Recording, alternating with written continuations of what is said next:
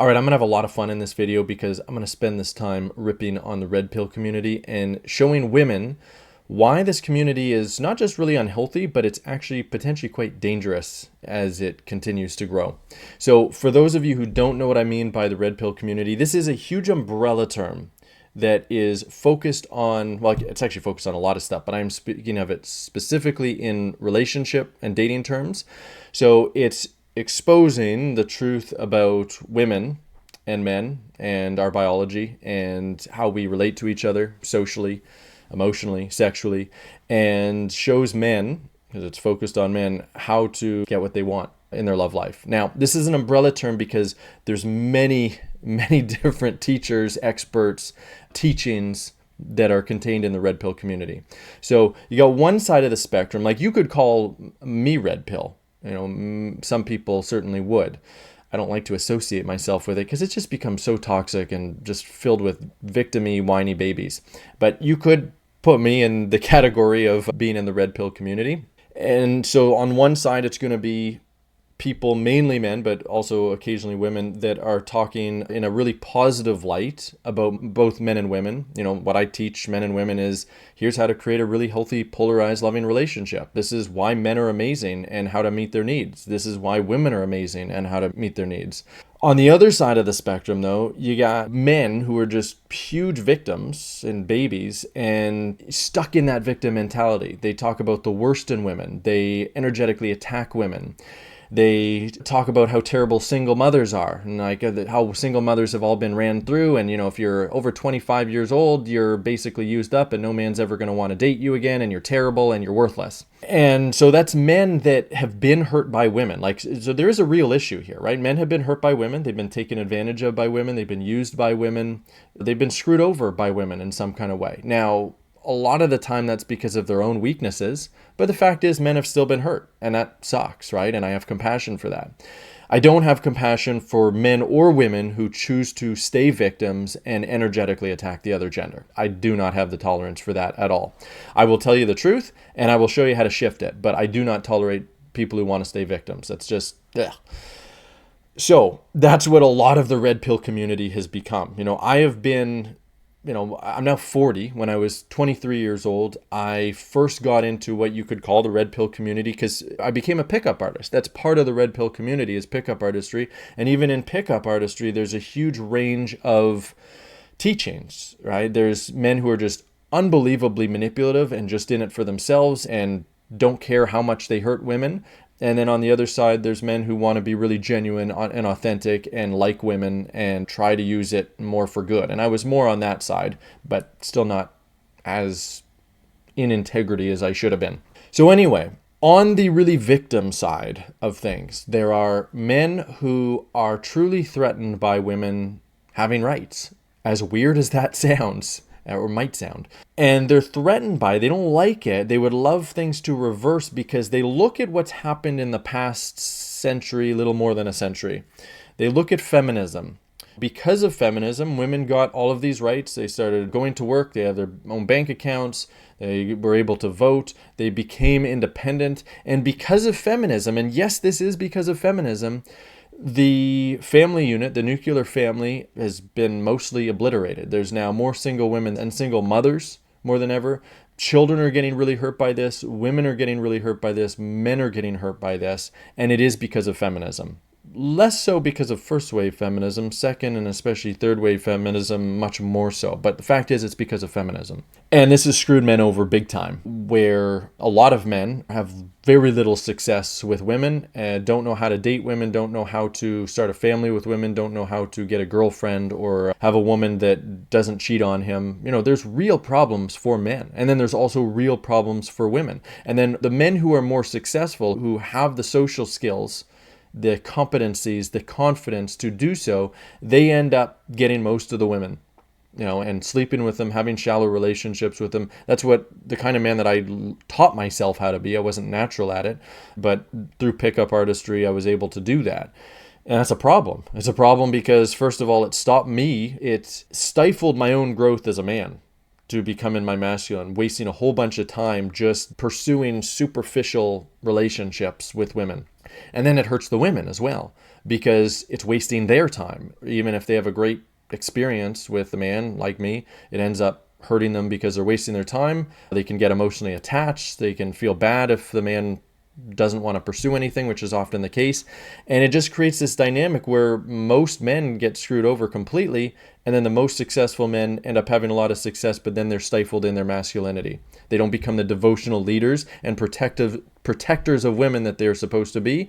And then most women, or a lot of women, end up not being able to have a really fulfilling love life either because of this. So all of that's a problem. All of that is because of feminism, but it's not because of women getting rights. And the counter movement to that, which is the red pill community, is not the solution either. And we're going to talk about why in just one moment. But first, I'm going to introduce myself. Hello, my name is Zach Rohde. I'm here to lead you into creating the relationship of your dreams, using your feminine energy and what I call feminine communication to inspire a man into cherishing you. If you have not yet subscribed to this channel, make sure you do that below, hit the notification bell, and be sure to like this video because I'm going to make sure it's a good one for you today. And especially a good one for me. I'm going to have a lot of fun. I am having fun. And if you would like help learning how to shift out of your unhealthy control patterns and into inspiring a man into cherishing you, then go below this video, open up the description. You're going to see the link to my main website, relationshipofyourdreams.com. Click on that and watch the video on that main page, and then check out my offers. Okay, so the counter to feminism is the red pill. Okay, it is the feminism for men. And ironically, there's just so many men now, it's like they're all into this red pill stuff and learning about statistics of women. And, if a woman sleeps with more than one man, it decreases her chances of having a successful relationship and all of this kind of stuff. And so they're all about truth, because that's what the red pill is, right? It's terminology from the Matrix, where the Neo takes the red pill and he just learns the truth of the nature of reality. The problem is the red pill has been tainted by victimhood in much of the red pill community, which is funny because guess what feminism was all about? It's all about victimhood. It's teaching women how to be victims, but the solution to being a victim is stepping into your masculine, hating men, trying to be like the same as men. It's like, I can do anything that a man can. I can use STEM like science, technology, I don't remember, mathematics, whatever it is, getting into all of these masculine fields that are much more catered to masculine energy, which is embodied more through men, right? Men are naturally going to be better at it overall. It doesn't mean women aren't capable of doing things in men's fields. It just means that you have to become more and more masculine to succeed. Is that what you want, right? And you try to succeed in your love life by becoming more masculine and setting all these boundaries and being really assertive. It teaches women to be men. And then when that doesn't work out for them in their love life, which it won't because masculine men hate that. Pretty much any man, unless they're completely dissociated from their masculine instinct, they are not attracted to that kind of woman. They're not attracted to a woman who is a feminist. That doesn't mean they're not attracted to a woman who believes that she should have rights. We're talking about two totally different things. We're talking about the feminist mindset of turning women more into men. That is a huge problem, and it's actually very anti-woman ideology, because women are inherently feminine. So it's also an anti-man ideology, but it's anti-woman because it's teaching women to be men, to identify with their masculine traits and to disidentify with their feminine traits. And then they end up, those women who become the most indoctrinated by that, they become very unsuccessful in their love lives. And then what are they going to do? They're going to blame that on men. Men are just too weak, they're too insecure, they can't handle a real woman like me. But you're not a real woman because you've turned yourself into a man, and most men aren't gay.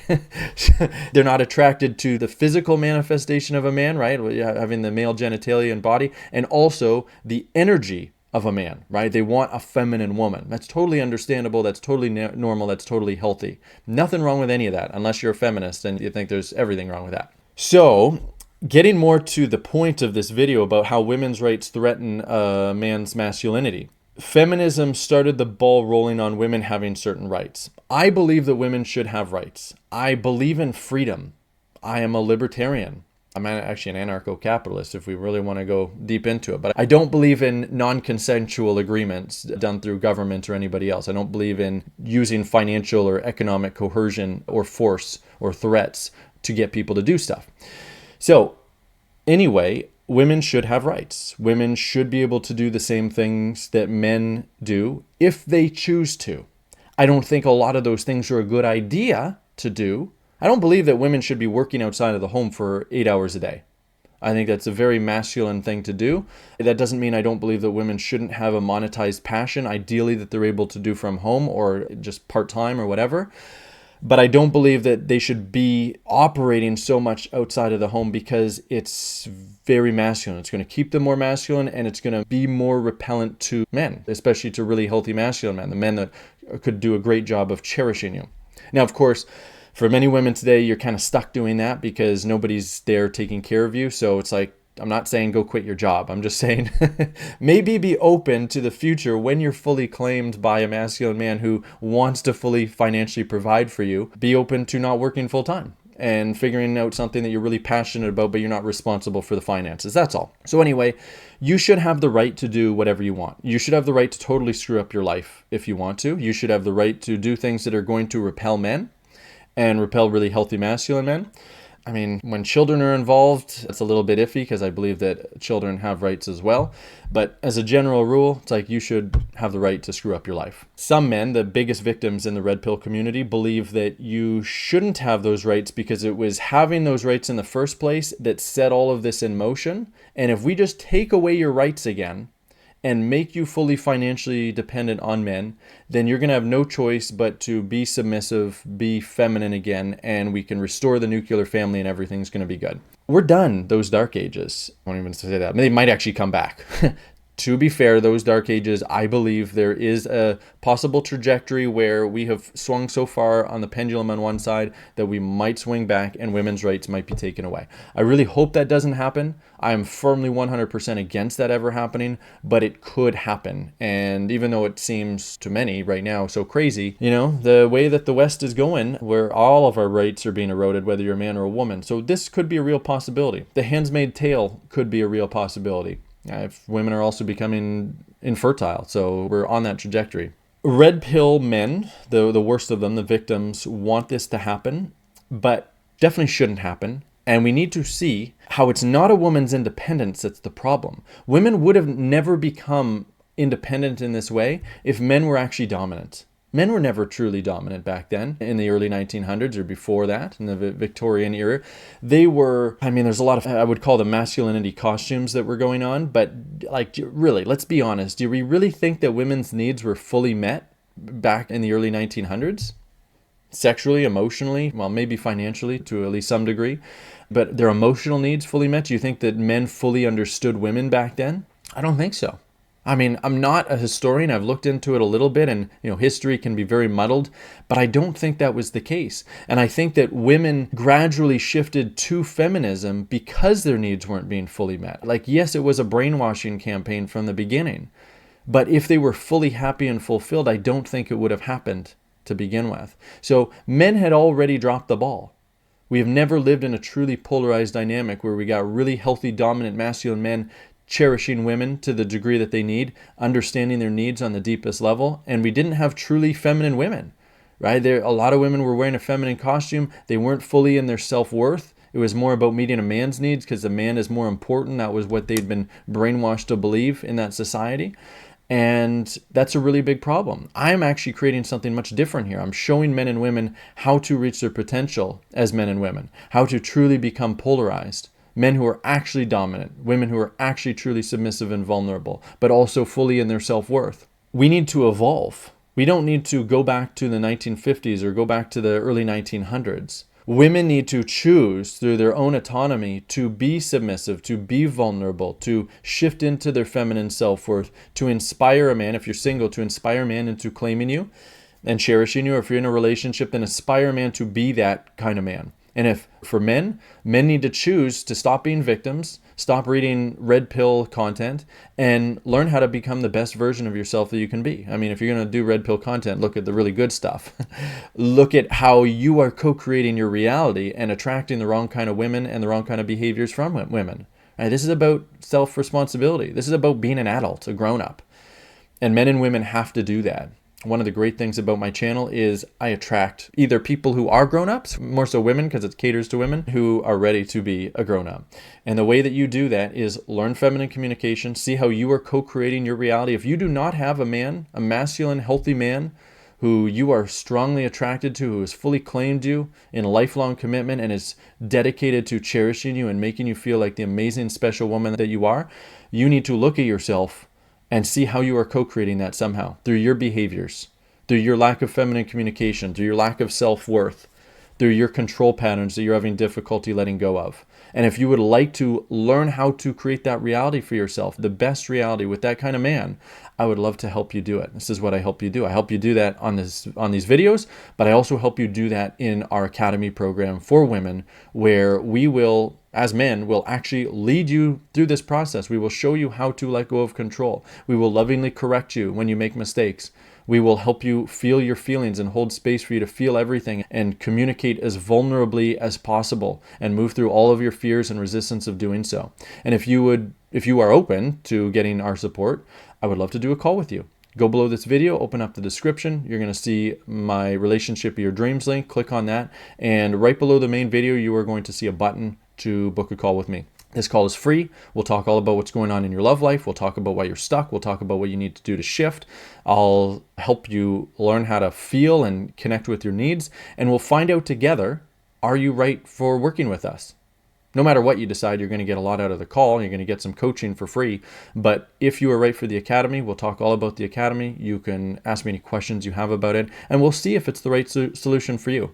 We'll see if it can give you the kind of results that we expect from our students. And if so, you can choose to work with us.